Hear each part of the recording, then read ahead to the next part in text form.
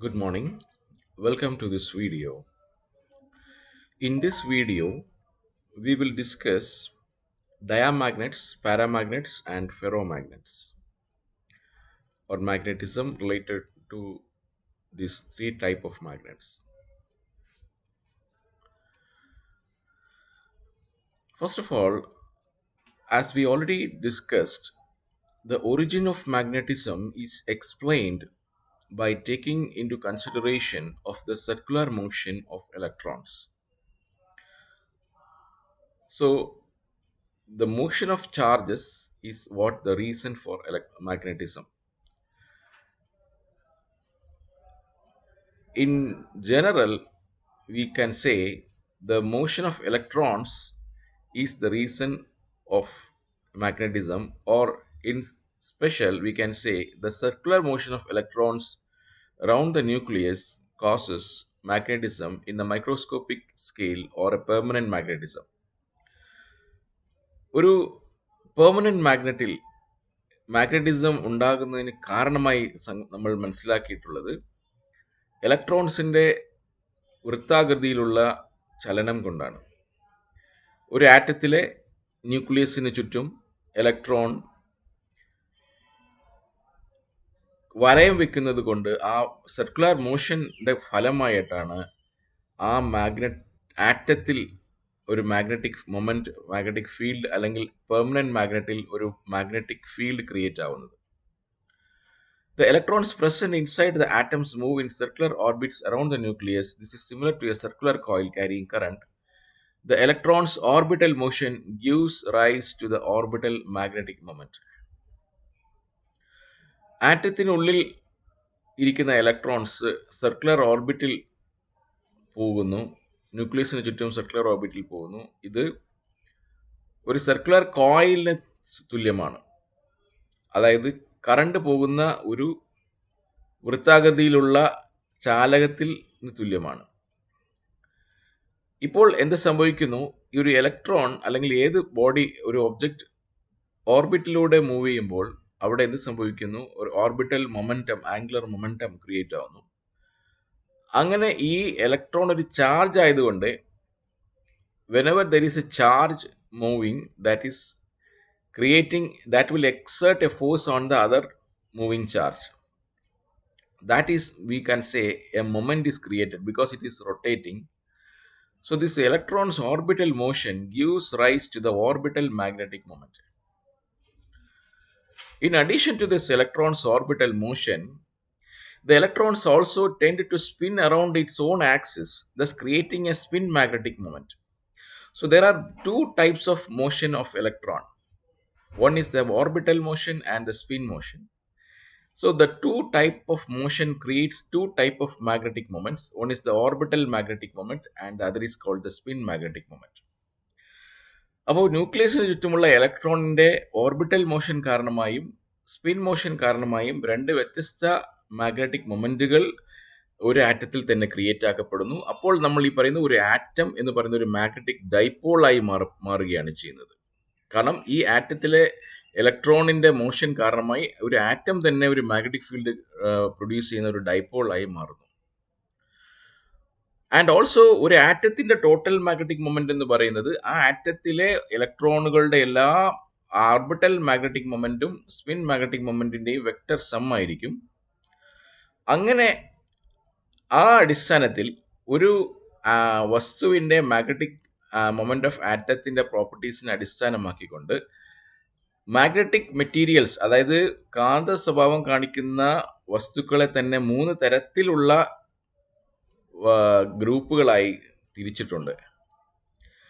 അതിന് കാരണങ്ങളും വ്യത്യസ്തമാണ്. ഈ കാരണങ്ങളെല്ലാം അവസാനിക്കുന്നത് ഈ ഇലക്ട്രോണിന്റെ മോഷൻ വ്യത്യസ്തമായതുകൊണ്ടും, ഇപ്പോൾ ഡയാമാഗ്നറ്റിക്, ഫെറോമാഗ്നറ്റിക് ആൻഡ് പാരാമാഗ്നറ്റിക് എന്ന് പറയുന്ന മൂന്ന് തരത്തിലുള്ള മാഗ്നറ്റിക് കാന്തിക വസ്തുക്കളായി മൂന്ന് ടൈപ്പിലും ഓരോ ടൈപ്പിലും അതിൻ്റെതായ ഇലക്ട്രോണിക് മോഷൻ വ്യത്യസ്തമാണ്. ഇപ്പോൾ ഡയാമാഗ്നറ്റിസം കൊണ്ട് ഉണ്ടാകുന്ന, ഡയാമാഗ്നറ്റിക് മെറ്റീരിയൽ ഉണ്ടാകുന്ന മാഗ്നറ്റിസത്തിന് കാരണം ഇലക്ട്രോൺ മോഷൻ തന്നെയാണെങ്കിലും അത് വെറും ഓർബിറ്റൽ മോഷൻ മാത്രമാണ്. അതേസമയത്ത് ഫെറോവും പാരാവും ഒക്കെ സ്പിൻ മോഷൻ കൊണ്ടുണ്ടാകുന്ന മാഗ്നറ്റിസമാണ് ക്രിയേറ്റ് ചെയ്യുന്നത്. എന്താണെന്ന് നോക്കാം.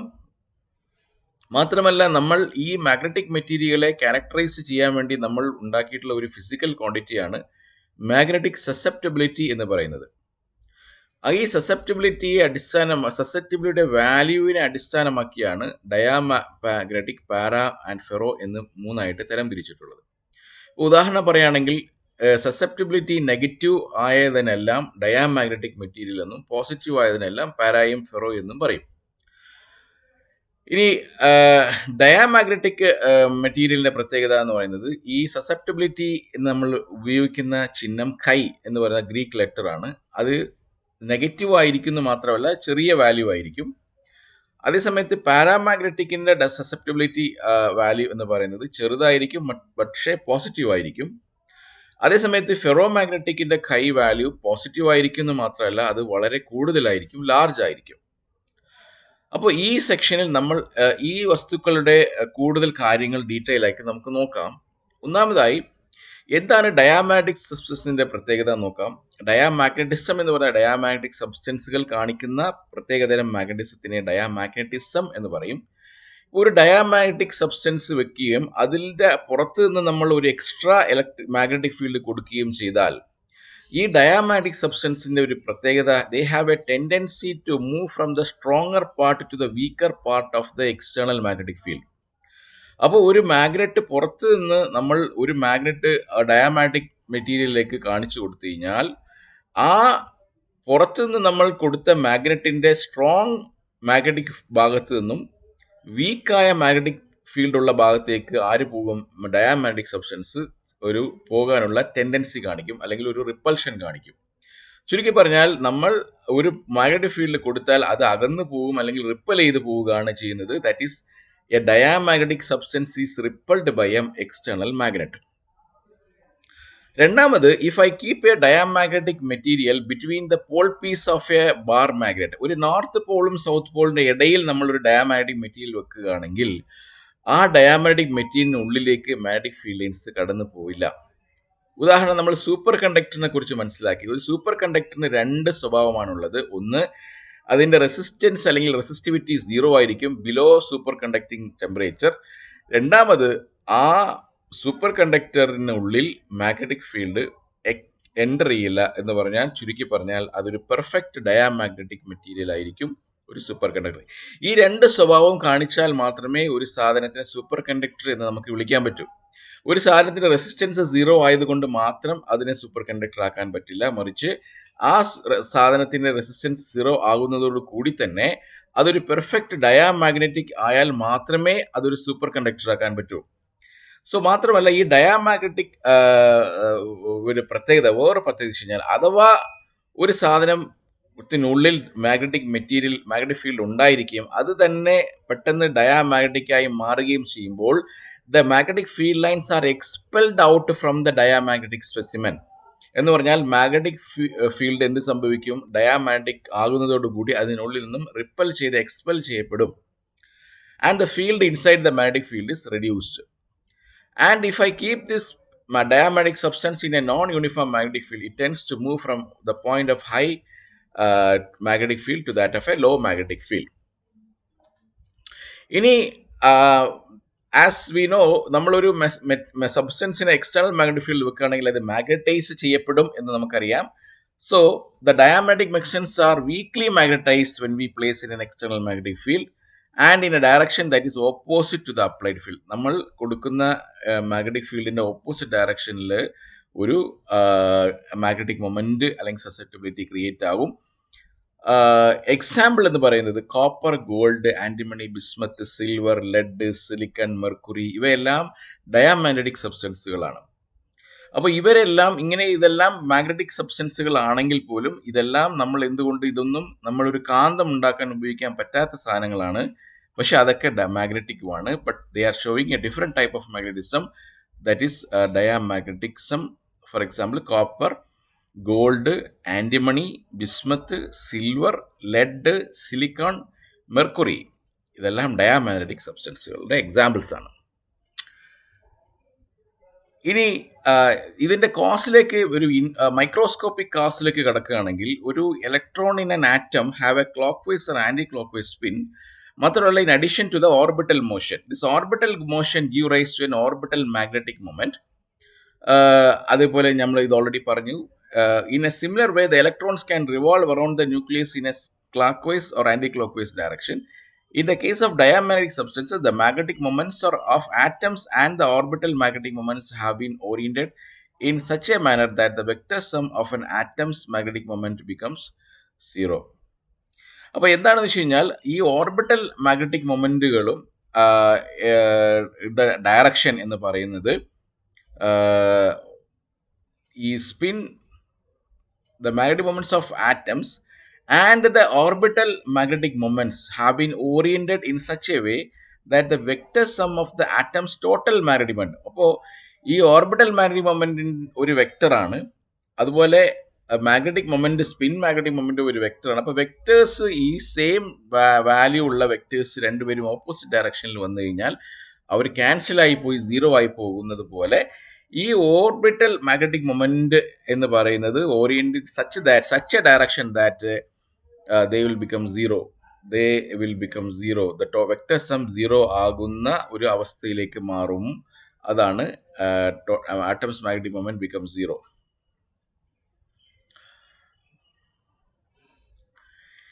In a diamagnetic substance, the magnetic moment of every atom is calculated to be zero. An external magnetic field can repel them weakly. If a diamagnetic substance are placed in a non-uniform magnetic field, then the substances move towards the weaker side of the field from the stronger side. And this is all നമ്മൾ already പറഞ്ഞു കഴിഞ്ഞ point ആണ്. And the susceptibility is negative in diamagnetic substances. ഇനി അടുത്തത് paramagnetic substance എന്ന് പറഞ്ഞാൽ, they are those substances, they are magnetized weakly in the presence of an external magnetic field. ഈ paramagnetic സബ്സ്റ്റൻസുകൾ ഒരു മാഗ്നറ്റിക് ഫീൽഡ് വെച്ച് കഴിഞ്ഞാൽ അവർ മാഗ്നറ്റൈസ് ചെയ്യുമെങ്കിലും അത് വീക്ക്ലി ആയിരിക്കും. അതായത് അത്ര സ്ട്രോങ്, അത്രയും കൂടുതലായിരിക്കില്ല, വളരെ കുറച്ച്, അതായത് കുറച്ച് സ്ട്രോങ് അല്ല, അതായത് വീക്കായിട്ട്, അതായത് നമ്മൾ കുറഞ്ഞ രീതിയിൽ അത് മാഗ്നറ്റൈസ് ചെയ്യപ്പെടുന്ന ഒരു സബ്സ്റ്റൻസുകളാണ്. In the presence of external magnetic field, these substance tend to move from a region of weak to strong magnetic field. അതായത് ഒരു കുറഞ്ഞ മാഗ്നറ്റിക് ഫീൽഡിൽ നിന്നും കൂടുതൽ ശക്തിയായ മാഗ്നറ്റിക് ഫീൽഡിലേക്ക് ഒരു പോകാനുള്ള ടെൻഡൻസി ആര് കാണിക്കും? പാരാമാഗ്നറ്റിക് സബ്സ്റ്റൻസുകൾ കാണിക്കും. മാത്രമല്ല, we can say that these substances tend to get weakly attracted to a permanent magnet. മാത്രമല്ല, ഈ പെർമനന്റ് മാഗ്നറ്റിന്റെ അടുത്തേക്ക് അട്രാക്ട് ചെയ്യപ്പെടും, പക്ഷെ അത് കമ്പാരിറ്റീവ്ലി വീക്ക് ആയിരിക്കും.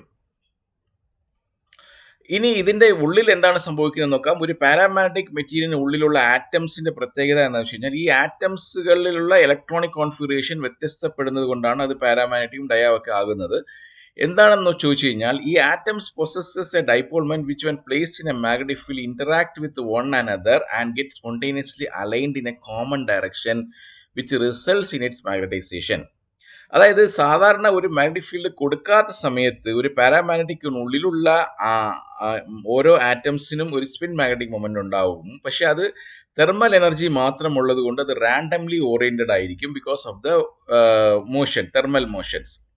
അതേസമയത്ത് നമ്മൾ എക്സ്റ്റേണലി ഒരു മാഗ്നറ്റിക് എനർജി കൊടുക്കുകയാണെങ്കിൽ, അല്ലെങ്കിൽ ഒരു മാഗ്നറ്റിക് ഫീൽഡ് കൊടുക്കുകയാണെങ്കിൽ, അവിടെ എന്ത് സംഭവിക്കും എന്ന് ചോദിച്ചു കഴിഞ്ഞാൽ, ഇവരെല്ലാവരും സ്പോണ്ടേനിയസ്ലി ഒരു സെക്കൻഡ് കൊണ്ട് സ്പോണ്ടേനിയസ്ലി അവർ സ്വയമായി ഒരേ ഡയറക്ഷനിലേക്ക് അലൈൻ ചെയ്യപ്പെടും. As per the Curie's law, the magnetism of a paramagnetic substance is inversely proportional to the absolute temperature until it reaches a state of saturation. Curie's law പറയുന്നതനുസരിച്ച് ഒരു paramagnetic സബ്സ്റ്റൻസിന്റെ magnetism എന്ന് പറയുന്നത് ടെമ്പറേച്ചറിനും വിപരീത അനുപാതത്തിലായിരിക്കും. എന്ന് പറഞ്ഞാൽ magnetism എന്ന് പറയുന്നത് എന്തായിരിക്കും? ടെമ്പറേച്ചർ കൂടുന്നതിനനുസരിച്ച് എന്ത് സംഭവിക്കും? സസെപ്റ്റബിലിറ്റി കുറയും. അതെന്ന് വെച്ചാൽ susceptibility is inversely proportional to the absolute temperature. അത് മാത്തമാറ്റിക്കൽ ഫോം പറയാം, chi is equal to C by T minus T zero. അപ്പോൾ അവിടെ ടി സീറോ എന്ന് പറയുന്നത് ഒരു Curie T minus T C എന്നാണ് പറയുക. ടി സി എന്ന് പറയുന്നത് ക്യൂറി ടെമ്പറേച്ചറാണ്. ഒരു ടെമ്പറേച്ചറിന് മുകളിൽ എത്തിയതിനു ശേഷം വീണ്ടും നമ്മൾ ടെമ്പറേച്ചർ കൂട്ടി കൂട്ടി കൂട്ടി പോവുകയാണെങ്കിൽ ഡിനോമിനേറ്റർ കൂടുകയും സസെപ്റ്റബിലിറ്റി കുറയുകയും ചെയ്യും. എന്ന് പറഞ്ഞാൽ പാരാമാഗ്നറ്റിക് സബ്സ്റ്റൻസിനെ സംബന്ധിച്ചിടത്തോളം ചൂടാക്കും തോറും മാഗ്നറ്റിസം കുറഞ്ഞു കുറഞ്ഞു വരും. അത് നമ്മളും കണ്ടിട്ടുണ്ട്. സാധാരണ ഒരു കാന്തം എടുത്ത് ഒരുപാട് ചൂടാക്കുകയോ അല്ലെങ്കിൽ കുറേ നേരം അത് ചുറ്റിയിൽ കൊണ്ട് അടിക്കുകയൊക്കെ ചെയ്താൽ ആ കാന്തം കാന്തമല്ലാതായി മാറുന്നത് പോലെ ഒരു പാരാമാഗ്നറ്റിക് സബ്സ്റ്റൻസിനെ കുറിച്ച് ചൂടാക്കി കഴിഞ്ഞാൽ അത് പാരാമാഗ്നറ്റിക് എഫക്റ്റുകളൊക്കെ നഷ്ടപ്പെടും. ബിക്കോസ് ക്യൂറീസ് ലോ അനുസരിച്ച് the susceptibility is inversely proportional to the temperature T minus T C, where T C it should be above T C. T സിക്ക് മുകളിലായിരിക്കും അത് പാരാമാഗ്നറ്റിക് ആവും. അപ്പോൾ ഒരു സാധനം പാരാമാഗ്നറ്റിക് ആവുന്ന ഒരു ടെമ്പറേച്ചർ ആണ് ക്യൂറി ടെമ്പറേച്ചർ എന്ന് പറയുന്നത്. Until it reaches A state of saturation. ഇനി ഫെറോമാഗ്നറ്റിക് സബ്സ്റ്റൻസിന്റെ പ്രത്യേകത എന്ന് വെച്ച് കഴിഞ്ഞാൽ ഫെറോമാഗ്നറ്റിക് സബ്സ്റ്റൻസ് രണ്ട് പോൾ പീസസിന്റെ ഇടയിൽ, ബാർ മാഗ്നറ്റിന്റെ പോൾ പീസസിന്റെ ഇടയിൽ വെച്ച് കഴിഞ്ഞാൽ അതിനുള്ളിലേക്ക് മാഗ്നറ്റിക് ഫീൽഡ് ലൈൻസ് കടന്നു പോവും. And it is strongly magnetised. കുറച്ച് കഴിയുമ്പോഴത്തേക്ക് അത് തന്നെ ഒരു മാഗ്നറ്റായി മാറും. അപ്പോൾ അയൺ, കൊബാൾട്ട്, നിക്കൽ എന്ന് പറയുന്ന 3 സാധനങ്ങളാണ് ഫെറോമാഗ്നറ്റിക് സബ്സ്റ്റൻസസ് ആയി പറയപ്പെടുന്നത്. ഈ ഫെറോമാഗ്നറ്റിക് സബ്സ്റ്റൻസുകൾ നമ്മളൊരു മാഗ്നറ്റിക് ഫീൽഡ് വെച്ച് കഴിഞ്ഞാൽ കുറച്ച് കഴിയുമ്പോൾ അത് തന്നെ ഒരു മാഗ്നറ്റായി മാറും. And also they tend to move from a weak to the strong magnetic field, very strongly attracted to a magnet.